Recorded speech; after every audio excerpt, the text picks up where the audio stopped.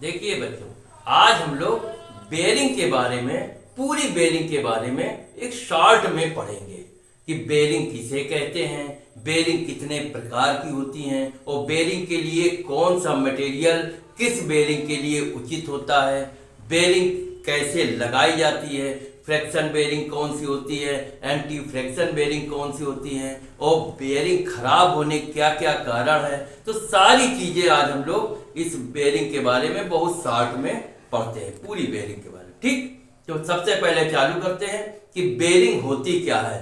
तो बेरिंग क्या है?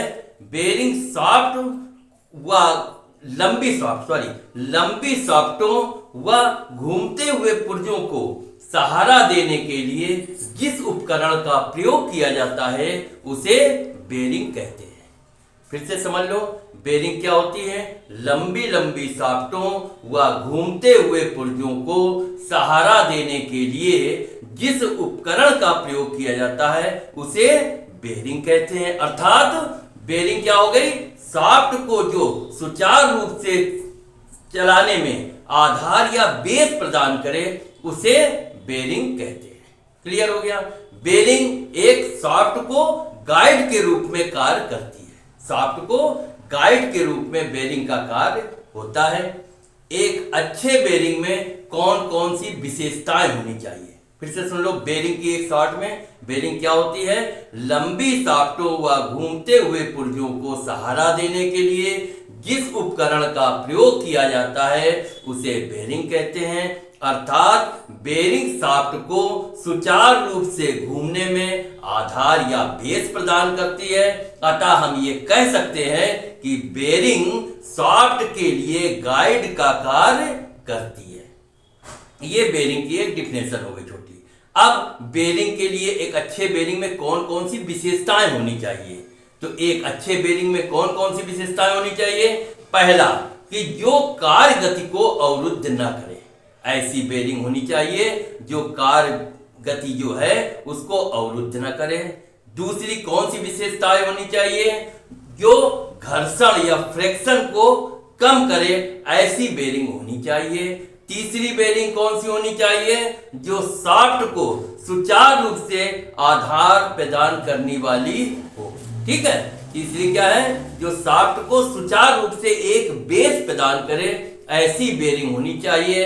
नेक्स्ट, उसमें कौन सी विशेषता होनी चाहिए? जो शाफ्ट को सही स्थिति में रखते हुए और जो भार या लोड है उसको बराबर डिस्ट्रीब्यूट करे, ऐसी बेरिंग अच्छी बेरिंग होती है। इसके अलावा अधिक गति पर पार्ट्स को घूमने में जो स्मूथनेस प्रदान करे, अर्थात उसमें कोई वाइब्रेशन ना हो, कोई साउंड ना हो, स्मूथनेस चले, सॉफ्ट हमारी घूमे, ऐसी बेरिंग होनी चाहिए।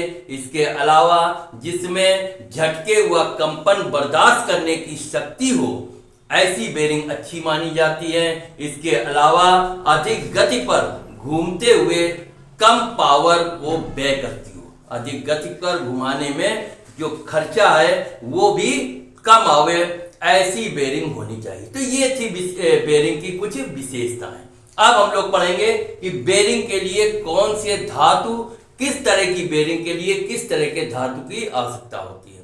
तो देखिए, बेरिंग धातु या बेरिंग मेटल कैसा होना चाहिए। अब ये डिपेंड करता है कि हमें किस प्रकार की शाफ्ट को कैसे चलाना है। जैसे नंबर 1, जो कम गति व अधिक भार के लिए हमें किस तरह की बेरिंग बनी होनी चाहिए? कास्ट आयरन की। अगर हमें कम गति पर चलानी है व लोड जो है वो अधिक हो, तो ऐसी बेरिंग किस चीज की बनी होनी चाहिए? कास्ट आयरन की बनी होनी चाहिए। दूसरी, अगर हमें अधिक गति पर और अधिक भार के साथ चलानी है तो बेरिंग कैसी होनी चाहिए? वो बेरिंग जो है वो ब्रोंज की बनी होनी चाहिए। ठीक है ना। तीसरी क्या होना चाहिए? सेल बेरिंग कैसी होती है? सेल बेरिंग जो व्हाइट मेटल और बेबल मेटल के साथ बनाई जाती हैं वो सेल बेरिंग होती हैं। इसके अलावा कौन कौन से मटेरियल होते हैं? जैसे क्रोमियम स्टील हो गया, कैडमियम स्टील हो गया, क्रोमियम स्टील हो गया, कॉपर हो गया, एल्यूमिनियम हो गई, सिल्वर हो गए व एलॉय स्टील। इस तरह के बहुत सारी धातुओं के भी बेरिंग बनाए जाते हैं। तो ये हो गया कि कौन सी धातु के लिए, कौन सी बेरिंग के लिए या कितनी स्पीड के लिए कौन सी हमें किस मेटल की बेरिंग चाहिए उसके बारे में हुआ। अब बेरिंग के प्रकार, टाइप्स ऑफ बेरिंग के बारे में पढ़ते हैं। बेरिंग कितने प्रकार की होती है? तो देखिए, बेरिंग जो है आकार, भार व डिजाइन के अनुसार कई प्रकार की होती है। सबसे पहले आकार के अनुसार अर्थात by shape bearing. By shape bearing कैसी होती है? देखिए, आकार के अनुसार बेरिंग दो प्रकार की होती है, एक चपटी बेरिंग, दूसरी गोलाकार। अर्थात एक फ्लैट बेरिंग होती है, दूसरी राउंड या सिलेंड्रिकल बेरिंग होती है। अब पहला पढ़ते हैं, फ्लैट या चपटी बेरिंग कैसी होती है। देखिए, इस प्रकार की बेरिंग जो है वो चपटे आकार की अर्थात फ्लैट बनी होती है, जो स्लाइड करने वाले पार्ट्स को सहारा देती है। जो उसमें स्लाइडिंग करनी हो उसके लिए फ्लैट बेरिंग का प्रयोग किया जाता है। इसलिए इन बेरिंग को स्लाइड बेरिंग या गाइड बेरिंग के नाम से भी जानते हैं। और ये कहाँ उपयोग की जाती है? जैसे लेथ मशीन आप चलाते होंगे तो लेथ मशीन में जो कैरिज में लगी होती है, क्योंकि कैरिज जो है जब हम चलाते हैं तो वो स्लाइड करता है, तो वहां पर कौन सी बेरिंग लगी होती है? वहां फ्लैट या चपटी बेरिंग का ही प्रयोग किया जाता है। इसके बाद दूसरा आता है गोलाकार बेरिंग अर्थात राउंड बेरिंग या सिलेंड्रिकल बेरिंग। अब राउंड बेरिंग या सिलेंड्रिकल बेरिंग कैसी होती है? देखिए, ये बेरिंग क्या होती है? गोल आकार अर्थात राउंड या सिलेंड्रिकल आकार की बनी होती हैं, जो घूमते हुए पार्ट्स को सहारा देती हैं। जैसे सॉलिड बेरिंग हो गई, बॉल बेरिंग हो गई, रोलर बेरिंग हो गई, ये सब क्या है? गोलाकार बेरिंग बनी होती है, सिलेंड्रिकल बेरिंग बनी होती है। अब ये हो गया हमारी आपकी आकार के अनुसार बेरिंग, माने शेप के अनुसार बेरिंग। हमने बताया दो प्रकार की, एक गोल बेरिंग होती है और दूसरी चपटी बेरिंग। अब भार के अनुसार पढ़ते हैं बेरिंग। भार के अनुसार बेरिंग कितने, अकॉर्डिंग टू वेट। भार के अनुसार बेरिंग कैसी होती है? जब किसी शाफ्ट के ऊपर चारों ओर से भार पड़ रहा हो तो उसे क्या कहते हैं? रेडियल लोड कहते हैं। क्लियर हो गया? रेडियल लोड क्या होता है? जब चारों ओर से भार आ रहा हो तो उसे रेडियल लोड कहते हैं। इसके लिए कौन सी बेरिंग उपयुक्त मानी जाती है? जैसे सॉलिड बेरिंग है ना, बॉल बेरिंग या रोलर बेरिंग जो है, ये जो है इसके लिए उचित मानी जाती है जहां चारों ओर से लोड आ रहा हो। दूसरा क्या है? जब किसी शाफ्ट पर भार जो है वर्टिकल व एक ही दिशा में पड़े तो इसको क्या कहते हैं? इसको थ्रस्ट लोड कहते हैं। तो इसके लिए कौन सी बेरिंग उपयुक्त मानी जाती है? इसके लिए थ्रस्ट रोलर बेरिंग का उपयोग किया जाता है। ठीक, तो ये अब हम पढ़ते हैं भार के अनुसार बेरिंग कितने प्रकार की होती है। टाइप्स ऑफ वेट है ना। भार के अनुसार बेरिंग चार प्रकार की होती हैं। कौन कौन सी? पहली होती है जनरल बेरिंग, दूसरी थ्रस्ट बेरिंग, तीसरी फुट स्टेप या पिवट टाइप बेरिंग और चौथी होती है स्लीपर या गाइड बेरिंग। ये चार प्रकार की बेरिंग भार के अनुसार होती है, बाय वेट। ठीक है ना। अब पहला पढ़ते हैं जनरल बेरिंग क्या होती है। जनरल बेरिंग क्या होती है? इस प्रकार की बेरिंग को रेडियल बेरिंग भी कहते हैं। हमने बताया कि रेडियल लोड अगर चारों तरफ से लोड आ रहा हो तो उसे रेडियल लोड कहते हैं। तो जनरल बेरिंग क्या होती है? इस प्रकार की बेरिंग को रेडियल बेरिंग भी कहते हैं और यह घूमती हुई शाफ्ट को गाइड करने के लिए प्रयोग में लाई जाती है। इसमें जो भार जो होता है या वेट है वो सीधा बेरिंग पर पड़ता है, अर्थात बेरिंग शाफ्ट की अक्ष रेखा के लंबवत लगी होती है। ठीक, ये हो गई जनरल बेरिंग। फिर से देख लेते हैं एक बार जनरल बेरिंग क्या होती है। इस प्रकार की जो बेरिंग होती है उसे हम रेडियल बेरिंग के नाम से, जनरल बेरिंग को रेडियल बेरिंग के नाम से भी जानते हैं। और यह क्या है? घूमती हुई शाफ्ट को गाइड करने के लिए प्रयोग में लाई जाती है। इसमें भार जो है वो सीधे बेरिंग पर पड़ता है, अर्थात बेरिंग शाफ्ट की अक्ष रेखा के लंबवत लगी होती है। दूसरा है थ्रस्ट बेरिंग। थ्रस्ट बेरिंग क्या होती है? ये बेरिंग जो है वो घूमते हुए भागों के ऊपर जो अक्ष के समानांतर भार पड़ता है उसे सहारा देने के लिए प्रयोग में लाई जाती है। इसमें क्या होता है, एक कॉलर बना होता है और कॉलर होने के कारण क्या है, शाफ्ट जो है वो एक ही स्थान पर स्थिर रहती है।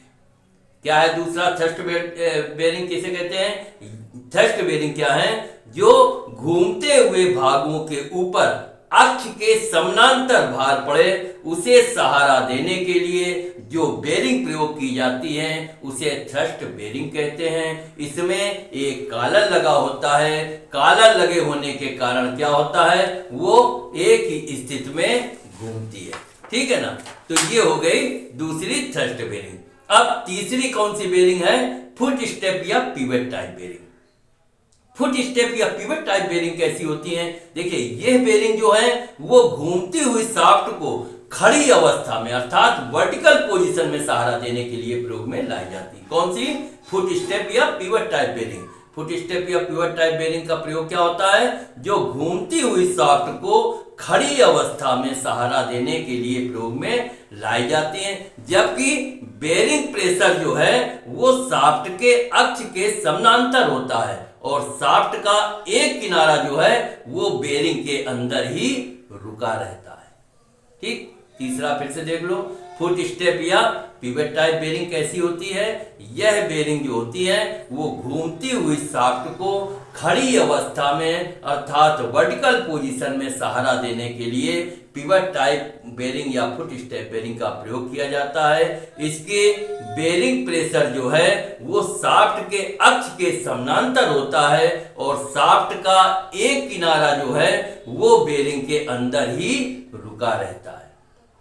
अब चौथी पढ़ते हैं। चौथी क्या है, स्लीपर या गाइड बेरिंग। स्लीपर या गाइड बेरिंग क्यों कहते हैं इसको, इस प्रकार की जो बेरिंग है वो घूमने वाले पार्टों को एक सीधी लाइन पर चलाने में सहारा देती है। ठीक है ना, जैसे फिर से देख लो, स्लीपर या गाइड बेरिंग क्या होती है, इस प्रकार की जो बेरिंग होती है वो घूमते हुए पार्टों को एक सीधी लाइन में चलाने में जो सहारा दे उसे स्लीपर या गाइड बेरिंग कहते हैं। जैसे क्रॉस हेड जो होता है जो कि स्टीम इंजन में प्रयोग किया जाता है।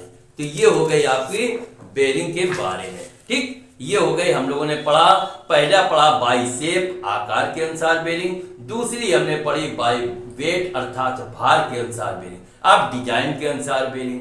डिजाइन के अनुसार बेरिंग दो प्रकार की होती है, एक फ्रिक्शन बेरिंग, दूसरी एंटी फ्रिक्शन माने घर्षण बेरिंग और घर्षण रहित बेरिंग। अब सबसे पहले पढ़ते हैं घर्षण बेरिंग क्या होती है, फ्रिक्शन बेरिंग क्या होती है। तो देखो, घर्षण के अनुसार बेरिंग क्या है, दो प्रकार की होती है। ठीक, कौन कौन सी, हमने घर्षण, घर्षण के अनुसार बेरिंग दो प्रकार की, कौन कौन सी, एक घर्षण बेरिंग और एक घर्षण रहित बेरिंग। अब घर्षण बेरिंग क्या होती है, देखिए इस प्रकार की बेरिंग जो है वो प्रायः जो है किस मटेरियल की बनी होती हैं, वो कास्ट आयरन की बनाई जाती हैं या पीतल की बनी होती हैं या व्हाइट मेटल की होती हैं, ब्रोंज की होती हैं या वेल्वेट मेटल आदि, इन सब चीजों की ये घर्षण बेरिंग जो है वो बनाई जाती है।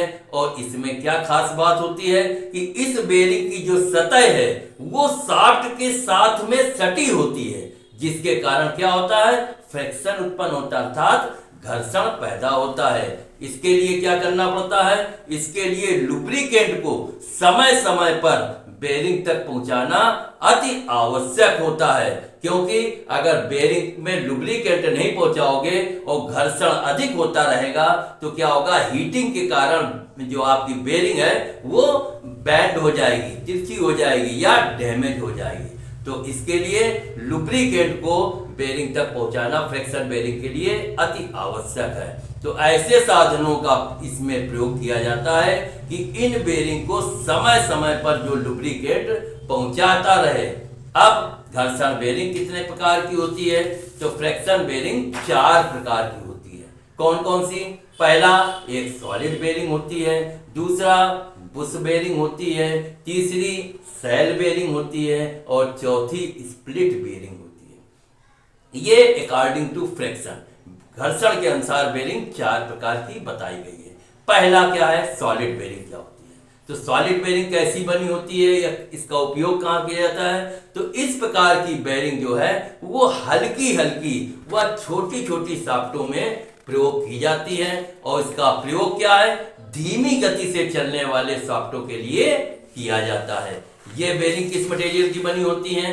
ये बेरिंग कास्ट आयरन की बनाई जाती हैं, ब्रोंज आदि की बनाई जाती हैं। इसके अलावा इसके लिए लुब्रिकेशन के लिए एक इसके फेस पर होल या सुराख कर दिया जाता है, जिससे इसमें प्रॉपर लुब्रिकेशन पहुंचता रहे। तो ये हो गई आपकी सॉलिड बेरिंग के बारे में। दूसरी आती है बुश बेरिंग। क्या होती है बुश बेरिंग? क्या होती है? जहां पर अधिक गति में, हमने पढ़ा पहली हम लोगों ने सॉलिड बेरिंग, वहां क्या होता है छोटी छोटी बेरिंग, जहां छोटे छोटे शाफ्ट चलते हो वहां पर उस बेरिंग का प्रयोग किया जाता है और धीमी गति के लिए। लेकिन बुश बेरिंग का प्रयोग क्या कहाँ किया जाता है? जहां पर अधिक गति पर किसी पार्ट को चलाने की आवश्यकता होती है, वहां पर बुश बेरिंग का प्रयोग किया जाता है। ये बेरिंग क्या होती हैं? ये बेरिंग किस मटेरियल की बनी होती हैं? ये बेरिंग गन मेटल की बनी होती हैं, पीतल की बनी होती हैं व कास्ट आयरन आदि की गोल आकृति में बनी होती हैं। और ईंट को घूमने से बचाने के लिए क्या होता है? इसके सिरे पर एक स्क्रू लगा दिया जाता है। ये स्क्रू क्या होता है? आधा बुश में रहता है और आधा ब्लॉक में चला जाता है और उस स्क्रू को कस दिया जाता है, जिससे बेरिंग मूव या घूमती नहीं है। अब इसका प्रयोग कहाँ किया जाता है? इसका प्रयोग वहां किया जाता है जहां पार्ट के घिसने की संभावना अधिक रहती है, वहां पर इस बुश बेरिंग का प्रयोग किया जाता है। अब तीसरा आता है सैल बेरिंग कैसी होती है। तो सैल बेरिंग कैसी बनी होती है? देखिए, ये दो पल्लों या दो भागों में बनी होती है। इसके बाहरी जो बॉडी है वो किस मटेरियल की बनी होती है? वो गन मेटल, ब्रॉन्ज व कास्ट आयरन की बनाई जाती है। और इसके अंदर जो होता है वो क्या किया जाता है? व्हाइट मेटल व वेबिट मेटल की लाइनिंग कर दी जाती है। और इस बेरिंग का अगर यदि बेरिंग ये खराब हो जाए, इसका बेरिंग का साइज खराब हो जाए, तो क्या किया जाता है? इसको पुनः ले आया जाता है और इसको पिघलाकर इसका व्हाइट मेटल या वेबिट मेटल जो है वो निकाल लेते हैं और उसको खूब बेरिंग को अच्छी तरीके से धो के साफ कर लिया जाता है पूरी तरीके से। फिर इस पर टिनिंग वगैरह की जाती है और उसके बाद दोबारा जो है वेबिट मेटल व व्हाइट मेटल को लगाकर पुनः वही साइज प्राप्त कर लिया जाता है, जिससे ये बेरिंग जल्दी खराब नहीं होती। सिर्फ मेटल निकाल के और दूसरा नया मेटल भर दिया जाता है। और इसमें कॉलर बने होते हैं। और इस बेरिंग का प्रयोग जो है कहाँ किया जाता है? सैल बेरिंग का जहां भारी भारी शाफ्टें हो, भारी भारी पार्ट्स घूमने वाले हो, वहां पर सैल बेरिंग का प्रयोग करते हैं। ठीक, इसके बाद अब हम लोग पढ़ते हैं चौथी, सॉलिड बेरिंग क्या होती है। सॉलिड बेरिंग क्या होती है? ये बेरिंग जो है वो कास्ट आयरन के बने एक प्लम्बर ब्लॉक में फिट की जाती हैं और इसकी बाहरी सतह पर भी सैल बेरिंग की तरह ही कॉलर बने होते हैं और ये भी दो पल्लों या दो भागों में आती है। तो ये हो गई आपकी स्प्लिट बेरिंग, अर्थात ये फ्रैक्शन बेरिंग के बारे में आपका क्लियर हो गया। अब इसके बाद पढ़ते हैं एंटी फ्रैक्शन बेरिंग के बाद। तो घर्षण रहित बेरिंग।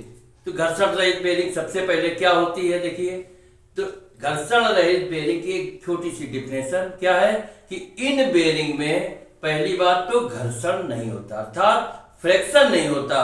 क्यों नहीं होता? इसका क्या रीजन है? क्योंकि इसमें बेरिंग में रोलिंग कांटेक्ट जो है वो पाया जाता है। तो ऐसे बेरिंगों में क्या होता है?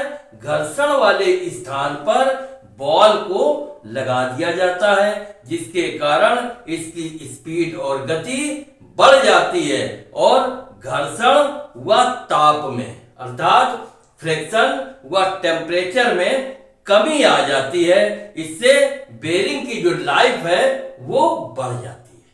ठीक, क्या है घर्षण रहित बेरिंग की परिभाषा? कि ऐसी बेरिंगों में पहली बात तो घर्षण नहीं होता। क्यों नहीं होता? इसका कारण क्या है? क्योंकि इसमें रोलिंग कांटेक्ट जो है वो पाया जाता है। तो ऐसी बेरिंगों में घर्षण वाले स्थान पर क्या लगी होती है? बॉल लगा दी जाती है, जिसके कारण बेरिंग की स्पीड व गति बढ़ जाती है और घर्षण व ताप में भी कमी आती है। तो इससे बेरिंग का जो लाइफ है वो बढ़ जाता है। तो इसलिए घर्षण रहित बेरिंग अच्छी मानी जाती है। अब घर्षण रहित बेरिंग से क्या क्या हमें एडवांटेज है, क्या क्या लाभ है। तो देखिए, घर्षण रहित बेरिंग से सबसे बड़ा लाभ ये है कि इसमें घर्षण या फ्रिक्शन जो है वो कम होता है। इससे क्या लाभ है, अगर फ्रिक्शन कम होगा, घर्षण कम होगा, तो बेरिंग की जो लाइफ है वो बढ़ जाती है। नेक्स्ट हमें क्या बेनिफिट है, इससे हमें एक एडवांटेज और है कि घर्षण रहित बेरिंग अगर होगी तो इसको बदलना जो है वो आसान हो जाता है।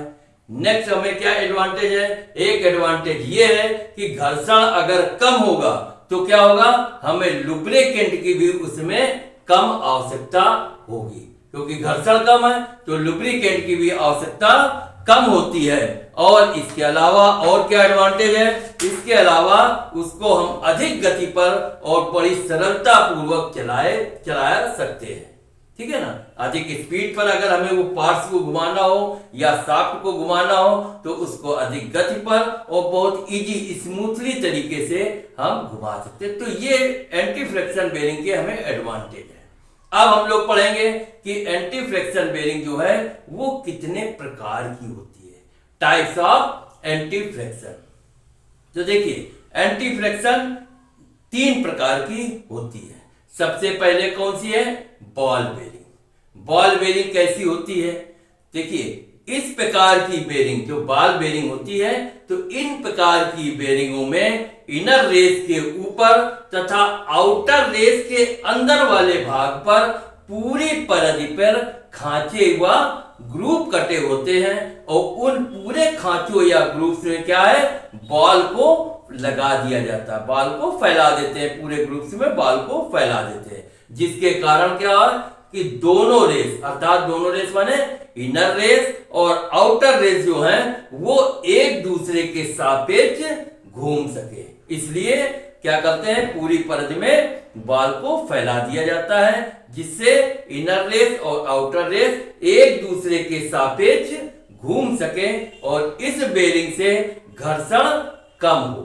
ठीक है ना, कम, इसमें कौन सी बेरिंग का प्रयोग किया जाता है, कम भार के लिए कौन सी बेरिंग, सिंगल ला बेरिंग का प्रयोग किया जाता है और अधिक भार के लिए डबल ला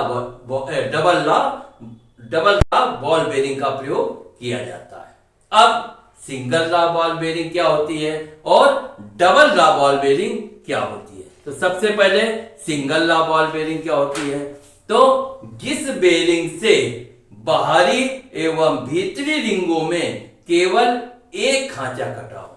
क्लियर, जिस बेरिंग में बाहरी व भीतरी रिंगों में केवल एक ही खांचा अर्थात एक ही ग्रुप से कटा होता है और पूरे उस खांचे में सिंगल जो ग्रुप कटा है उस पूरे खांचे में बॉल को लगा दिया जाता है या फैला दिया जाता है, तो ऐसी बेरिंग को सिंगल ला बॉल बेरिंग कहते हैं। और इस पर लोडिंग कहां से आती है, जिस पर चारों ओर से लोड आवे और उसको अधिक गति पर हम चला सकें, उसको हम सिंगल ला बॉल बेरिंग कहते हैं।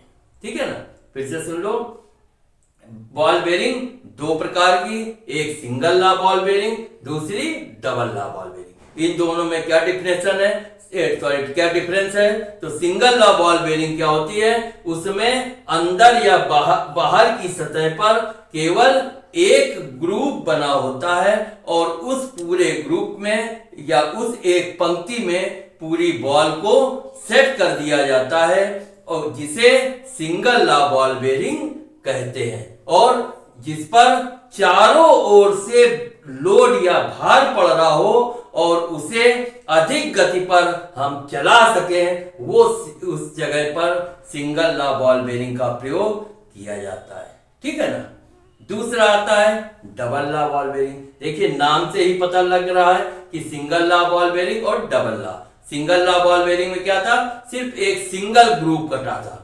तो डबल ला बॉल बेरिंग का क्या हो गया, डबल ला बॉल बेरिंग में बाहरी और भीतरी रिंग में दो ग्रुप्स या दो स्लॉट कटे होते हैं और उन दोनों ग्रुप्स में बॉल को फैला दिया जाता है, अर्थात बॉल को सेट किया जाता है। उसे डबल रा बॉल बेरिंग कहते हैं। अब इसमें कहां से लोड पड़ता है? जिसमें एक ही तरफ से लोड पड़ रहा हो और इसको अधिक गति पर भी नहीं चलाया जा सकता, उसे डबल ला बॉल बेरिंग कहते हैं। फिर से देख लो, डबल ला बॉल बेरिंग क्या होती है कि जिस बेरिंग में बाहरी व भीतरी बाहरी व भीतरी पंक्ति में दो ग्रुप्स या दो स्लॉट कटे होते हैं और दोनों ग्रुप्स में बराबर बराबर बॉलों को सेट किया जाता है, उसे डबल रा बॉल बेरिंग कहते हैं। और जिसमें एक ही तरफ से भार पड़े वहां पर डबल रा बॉल बेरिंग का प्रयोग किया जाता है। जैसे वर्टिकल मिलिंग मशीन में क्या है? एक ही तरफ से भार पड़ रहा है, लोड पड़ रहा है और भी वर्टिकल लोड पड़ रहा है, इसलिए वहां पर डबल ला बॉल बेरिंग का प्रयोग किया जाता है। इसके बाद दूसरा क्या आता है? पहली हो गई बॉल बेरिंग, दूसरी रोलर बेरिंग। रोलर बेरिंग कैसी होती है कि इस प्रकार की बेरिंग में बॉल के स्थान पर रोलर लगे होते हैं। ठीक, दोनों में अंतर मालूम हो गया। बॉल बेरिंग क्या होती है? उसमें रिंग में बॉल को लगाया जाता है, चाहे सिंगल ला बॉल बेरिंग हो चाहे डबल ला बॉल बेरिंग, उसमें ग्रुप्स में बॉलों को लगाया जाता है। और इसमें रोलर बेरिंग में क्या है? इस प्रकार की बेरिंग में बॉल के स्थान पर रोलर का प्रयोग किया जाता है और इसमें रोलरों को दोनों रेस के साथ लाइन कांटेक्ट रहता है। ठीक है ना, दोनों रेस के साथ, माने इनर रेस और आउटर रेस, दोनों रेसों के साथ लाइन कांटेक्ट बना रहता है और इसके द्वारा अधिक से अधिक लोड को ट्रांसफर किया जा सकता है। बॉल बेरिंग की तरह ये भी सिंगल ला और डबल ला बॉल बेरिंग दो प्रकार की होती है। इसमें भी सिंगल ला होती है और डबल ला होती है। ठीक, फिर से देख लो, रोलर बेरिंग इस प्रकार की बेरिंग में बॉल के स्थान पर रोलर का प्रयोग किया जाता है और इन रोलरों को दोनों रेस के साथ लाइन कांटेक्ट रहता है, अर्थात इनर रेस और आउटर रेस के साथ, दोनों के साथ लाइन कांटेक्ट रहता है और इसके द्वारा अधिक से अधिक लोड को हम ट्रांसफर कर सकते हैं। बॉल बेरिंग की तरह ये भी सिंगल ला और डबल ला दो तरह की आती है, माने इनर और आउटर दोनों तरफ एक ग्रुप कटा हो सिंगल ला, उसमें बराबर बराबर रोलर को फिट कर दिया जाए। उसी प्रकार डबल ला बॉल बेरिंग में दो ग्रुप्स कटे होते हैं और उनमें रोलर जो है वो फिट किए जाते हैं। तो ये दो प्रकार के हो गए। वैसे अब रोलर बेरिंग कितने प्रकार की होती है? तो रोलर बेरिंग देखिए 4 प्रकार की होती है। कौन कौन सी? पहला आता है बेलनाकार रोलर बेरिंग, माने cylindrical roller bearing. Cylindrical roller bearing कैसी बनी होती है? तो और इसका प्रयोग कहाँ किया जाता है? तो इसका प्रयोग वहां पर किया जाता है जहां अधिक लोड या भार को सहना हो, उस जगह पर कौन सी बॉल बेरिंग का प्रयोग करते हैं, सॉरी कौन सी रोलर बेरिंग का प्रयोग करते हैं? बेलनाकार रोलर बेरिंग। कहां पर? कि जहां पर अधिक भार को सहना हो, यह खोखले बेलनाकार रोलर से बनाई जाती है। ठीक, तो ये हो गई बेलनाकार रोलर बेरिंग की डिफिनेशन। दूसरी क्या है? Barrel roller bearing. Barrel roller bearing कैसी होती है? इस बेरिंग में जो रोलर बनाए जाते हैं वो किस आकार के होते हैं, किस शेप में होते हैं? वो ढोलक के आकार के बने होते हैं। किसमें? बैरल रोलर बेरिंग में। बैरल रोलर बेरिंग में क्या है? जो रोलर होते हैं वो किस आकार के? ढोलक की तरह या ढोलक के शेप में बने होते हैं और इसका व्यास की पूरी लंबाई में एक समान नहीं होता। इसका व्यास पूरी लंबाई में एक समान नहीं होता, अर्थात इसके व्यास जो है पूरी लंबाई में असमान रहता है।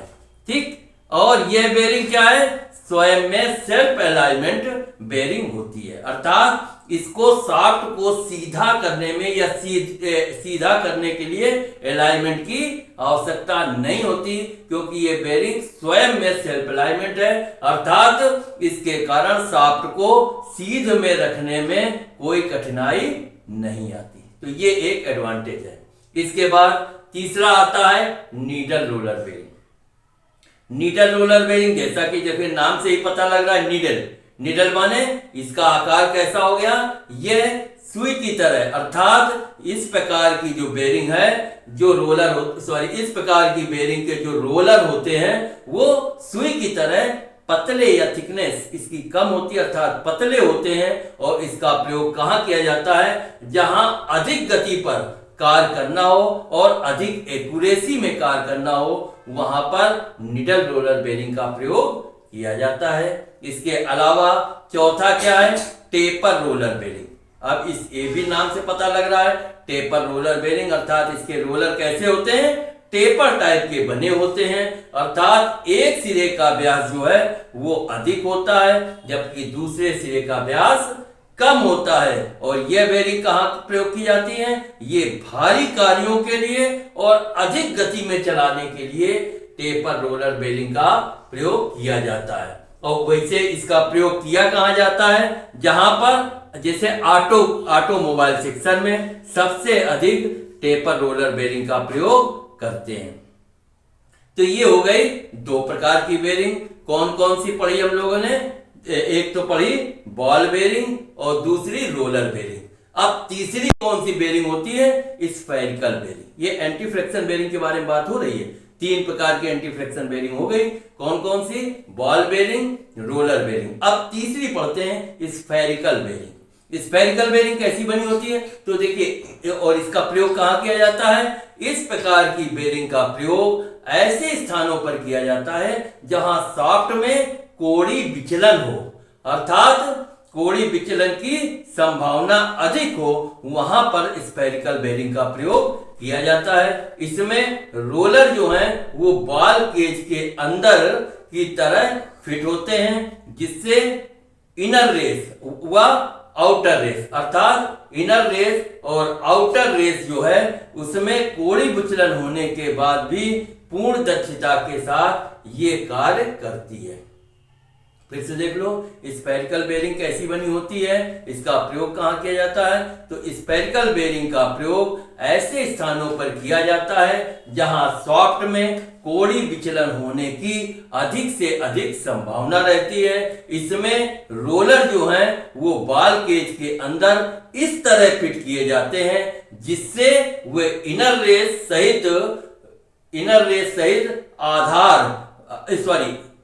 सहित आउटर रेस में कोणीय विचलन होने पर भी पूर्ण दक्षता के साथ ये बेरिंग कार्य को करे। ठीक, तो ये हो गए तीन प्रकार के anti friction bearing.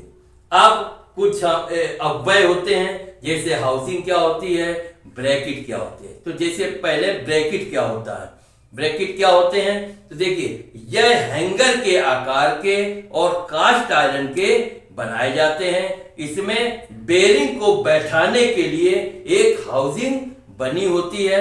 Housing bracket का खोखला भाग या पार्ट्स होता है जिसमें बेरिंग जो है वो फिट की जाती है, और यह सेंटर शाफ्ट को सहारा देने के लिए ब्रैकेट जो है प्रयोग में लाया जाता है। अब आपका हैंगर कहां फिट किया जाता है, हैंगर को प्रायः छत में, जबकि ब्रैकेट को दीवार में फिट करते हैं। ठीक, ब्रैकेट क्या हो गया, यह हैंगर के आकार का कास्ट आयरन का बना होता है, और इसमें बेरिंग को बैठाने के लिए एक हाउसिंग बनी होती है, और हाउसिंग जो है वो ब्रैकेट का खोखला भाग होता है जिसमें बेरिंग जो है वो फिट की जाती है। और इसका क्या कार्य है, ये सेंटर शाफ्ट को सहारा देने के लिए प्रयोग की जाती है, और हैंगर जो है वो प्रायः छत में, जबकि ब्रैकेट का प्रयोग दीवारों में लगाकर किया जाता है। तो ये हो गई ब्रैकेट के बारे में। अब हम लोग पढ़ते हैं ब्रैकेट फिट करने की विधियां। कि ब्रैकेट फिट कैसे की जाती है। तो देखिए ब्रैकेट को फिट करने के लिए क्या क्या चीजें हमें ध्यान में रखनी चाहिए। सबसे पहले ब्रैकेट को फिट करने से पहले क्या है, शाफ्ट के व्यास में प्लस अलाउंस रखा जाता है, ठीक है ना। प्लस अलाउंस में शाफ्ट को रखा जाता है बेरिंग में फिट करने से पहले, ठीक। दूसरा क्या है, छोटी साइज वाली जो बेरिंग है उनको छोटी साइज वाली बेरिंग जो है, बेरिंग को शाफ्ट में ड्राई फिट करने के बाद पुनः हाउसिंग में फिर फोर्स फिट के साथ उसको फिट करते हैं। पहले ड्राइविंग फिट के साथ फिट करते हैं, फिर उसको फोर्स फिट के साथ फिट किया जाता है। तीसरा क्या है फिट करने की तरीका, कि बड़ी साइज वाली बेरिंग को पहले हाउसिंग में फिट करके पुनः शाफ्ट को अलाइनमेंट में रखकर फिट करते हैं। क्या है, बड़ी साइज वाली जो बेरिंग होती है उनको पहले हाउसिंग में फिट कर दिया जाता है, फिर पुनः शाफ्ट को अलाइनमेंट में रखकर इसको फिट करते हैं।